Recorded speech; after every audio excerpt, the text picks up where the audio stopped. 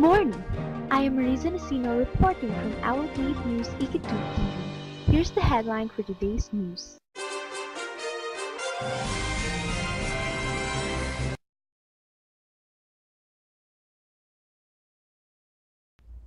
The Wendigo syndrome, or also called the Wendigo Psychosis, is a mental disorder that is culturally bound in North America. To know more about this rare disease, here's Liza Formoso. Liza?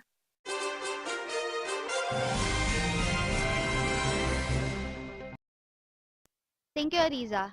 Wendigo is a creature from Ontario region which looks partially like our impression of a zombie. Thin, ash-colored skin, pulled over the bones, and marked by suppurating sores, its eyes hollow and red-tinged, the mouth drawn back into evil. It also gives off a distinct odor of decay and corruption.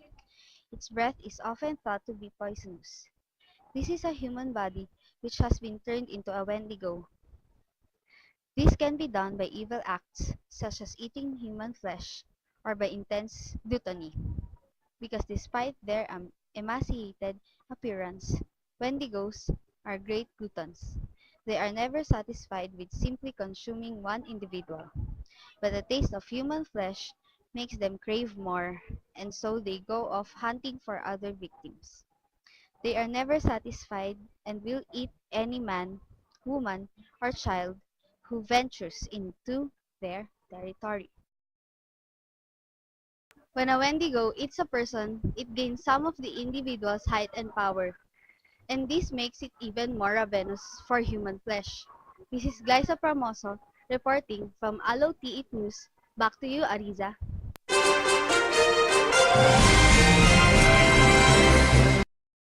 Thank you, Glyza. We will be back after a short break.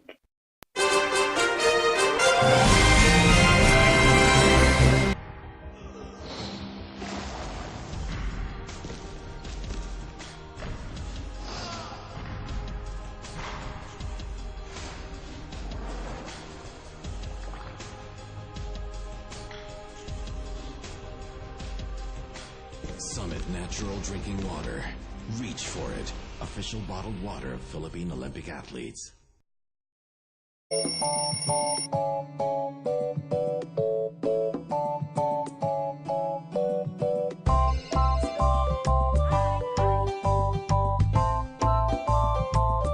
Sa totoo lang, gusto naming maramdaman nyo na ganito kadali ang buhay.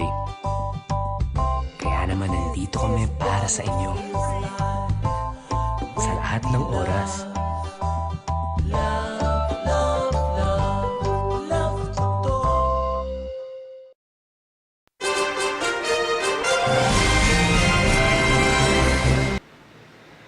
Welcome back.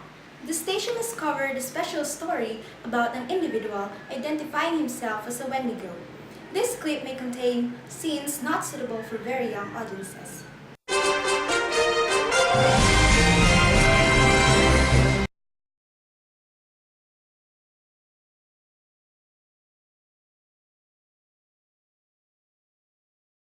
I was walking in the cold woods, but then I got lost.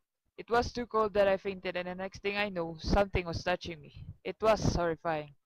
With cold gray flesh stretched across the bones, massive talon-lined hands, higher than you can lift your neck, are two luminous yellow-red eyes.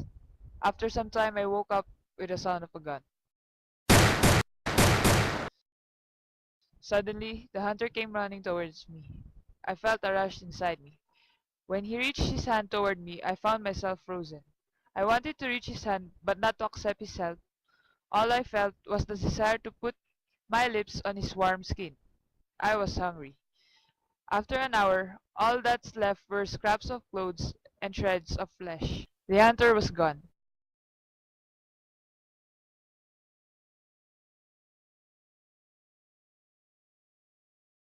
I stood up and started walking. Then I saw a campfire deeper in the woods. There was a happy couple cuddling near the fire.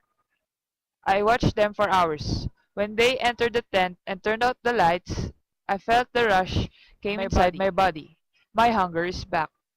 I looked at the tent and a tiny smile curved at the side of my lips.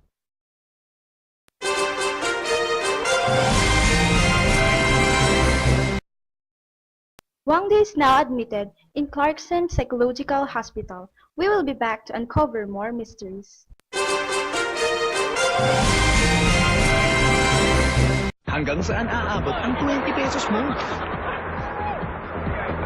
Tuks, tuks, tuks, tuks, tuks. Sige, sayaw. Tuks, tuks. Giling mo. Yan. Sige, sayaw pa. For 20 pesos, mag-New Cornetto Choco Hazelnut na. Dark chocolate toppings. Rich hazelnut ice cream. Dark chocolate dip. New Selecta Cornetto Choco Hazelnut. Sarap ng 20.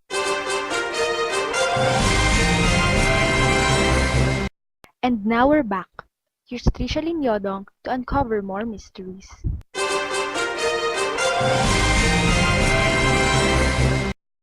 Thank you, Ariza.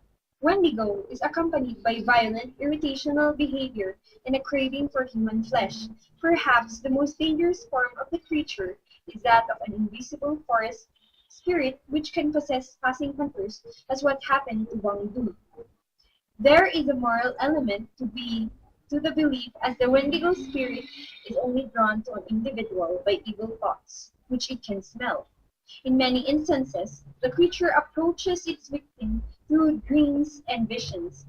If the spirit of the Wendigo possesses a person, he or she will become obsessed with terrible thoughts, becoming violent and only interested in eating human flesh. The Wendigo has become the symbol of the taboo and is a warning against cannibalism. Symptoms of this particular psychosis include the desire to eat human flesh when other food sources may be available, and the belief that one's body has been occupied by a Wendigo. In all documented cases, the patient is young, male, and Northern Indian background. Back to you, Ariza.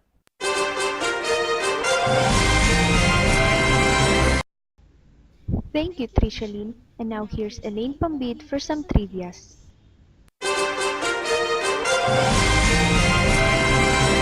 And now, here's our trivia bit. I say Wendigo, you say Wendigo. Did you know that most people use these two spellings interchangeably to describe the same being? But some believe the words have different meanings. Those who fall in the latter camp think Wendigo describes a lonely man-beast who lives in the forest waiting to feast on human flesh, while the Wendigo is a cannibalistic spirit that possesses humans. Also, did you know that one of the most widely reported cases of the Wendigo spirit possessing a human is that of Swift Runner, a Native American who murdered and ate his entire family in the winter of 1879. He claimed to be possessed by a Wendigo at the time of the murder and was hanged for his crime.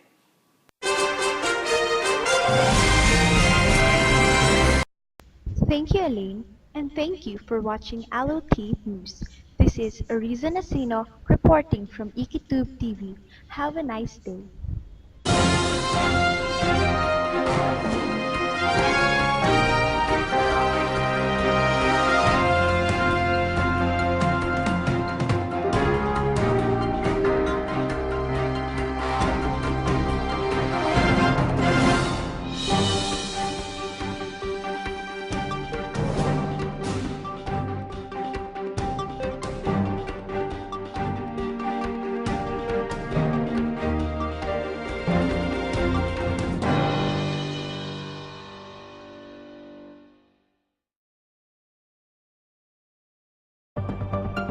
Video na.